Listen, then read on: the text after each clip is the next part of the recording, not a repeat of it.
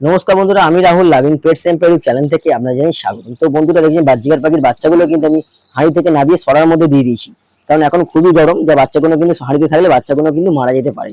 সেই কারণে কিন্তু আমি দিয়ে দিয়েছি। এবং ওদের কিন্তু যারা আস্তে আস্তে কিন্তু ওরা খেতেও শিখে গেছে, এবং ওদের মেল পাখিটা কিন্তু আস্তে আস্তে খাবিয়েও দিচ্ছে। তো এখন কিন্তু সরার এই যে হাঁড়িটা থেকে নামানোর কারণটাই কেন, খুবই গরম। ভেতরে থাকলে ভেতরে পটির সমস্যা, পটিগুলো কাদা কাদা ভাব হয়ে যেতে পারে, বা হজমের সমস্যা হয়ে বাচ্চাগুলো মারা যেতে পারে। তাই নামিয়ে দিচ্ছি। যদি আপনাদের 3-4টা করে বাচ্চা থেকে থাকে, যদি অত্যন্ত পাখির সেট গরম হয়ে যায় দুপুর বেলায় বেলার দিকে, তাহলে আপনারা কিন্তু বাচ্চাগুলোকে নামিয়ে দিতে পারেন।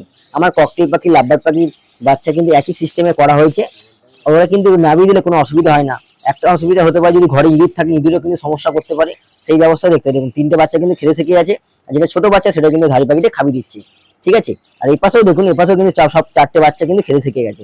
সব কিন্তু সরার মধ্যে থেকে নেমে গেছে। ভিডিও ভালো লাগলে লাইক দেবেন।